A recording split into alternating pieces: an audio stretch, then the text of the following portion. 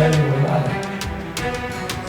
सर्वात जास्त शेतकरी आत्महत्या आपण इथे सांगितलं, सगळ्यात जास्त शेतकऱ्यांच्या आत्महत्या विदर्भामध्ये झाल्या. आणि त्या विदर्भामध्ये तर पश्चिम विदर्भ म्हणजे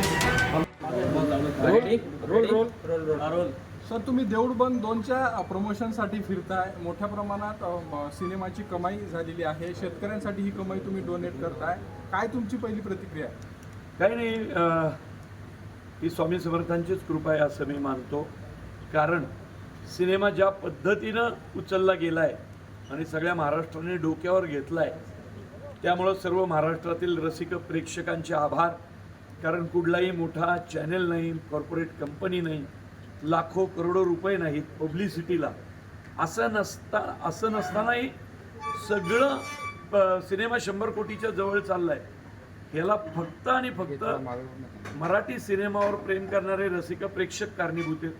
आणि शेतकऱ्यांना ही सगळी जी नफा दिला जाणार आहे, त्यात माझ्यापेक्षा या निर्मात्यांचं कौतुक जास्त आहे, कैलास वाणी साहेबांचं, की त्यांना वाटलं हे सगळं द्यावं. मुळात ते खानदेशातले आहेत, म्हणून कदाचित खानदेशातल्या माणसाला वाटलं की स्वतः शेतकरी पण आहेत, शेतकऱ्यांचं दुःख याला मी मदत करावी. पहिल्यांदाच असं घडत असेल मराठी सिनेमाच्या इतिहासात की एक निर्माता एवढा प्रॉफिट होऊ नये तो पुन्हा शेतकऱ्यांना किंवा आत्महत्याग्रस्त शेतकऱ्यांच्या मुलामुलींच्या शिक्षणासाठी देतोय. तुम्ही आता असं म्हटलं आहे की प्रणय भाऊ तुम्ही आता असं म्हटलं आहे की आम्ही सगळीकडे जाऊन फिरतोय, सगळीकडे जाऊन स्वतः लोकांशी संवाद साधतोय. या भागामध्ये कोणी यायला तयार नसतं तरीही आम्ही या भागात येऊन प्रमोशन करतोय. खरंच विदर्भ अजूनही मागासलेला तुम्हाला वाटतो का? मुख्यमंत्री विदर्भाचे आहेत. नाही, मला ते तसं कळत नाहीये काय मागासलेलं किंवा त्याच्या डेफिनेशन काय असतात. याच्यावर बोलण्या इतका मी मोठा पण नाहीये. विदर्भाला मागासलेलं वगैरे म्हणणं योग्य नाही, कारण खूप मोठा भाग आहे महाराष्ट्रातला आणि खूप मोठमोठ्या लोकांनी योगदान दिलेला भाग आहे. त्यामुळं महत्त्वाचं अंग आहे. सगळ्या महाराष्ट्राला संत्र्याची चव खाऊ घालणारा विदर्भ आहे.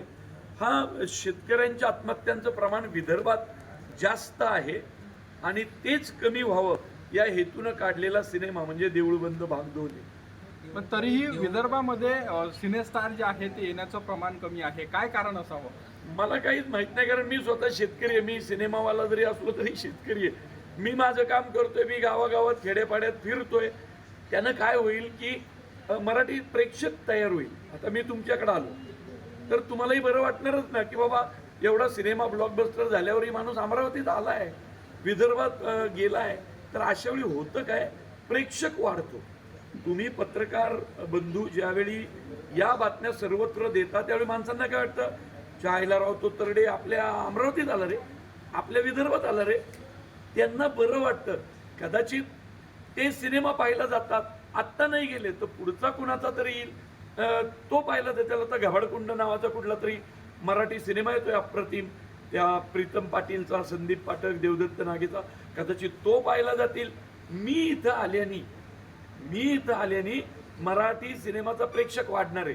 त्यामुळं कलाकारांनी विदर्भ, मराठवाडा, खानदेश तिकडे फिरलं पाहिजे असं माझं स्पष्ट मत आहे. मी दरवेळीच फिरतो. मी मुळशी पॅटर्नच्या वेळी पण आलो होतो, लक्षात घ्या. मुळशी पॅटर्नच्या वेळी मी फिरलो होतो. त्यामुळं मी माझं काम करतो. मला वाटतं महाराष्ट्राच्या कानाकोपऱ्यात गेल्याने मराठी सिनेमाचा प्रेक्षक वाढेल.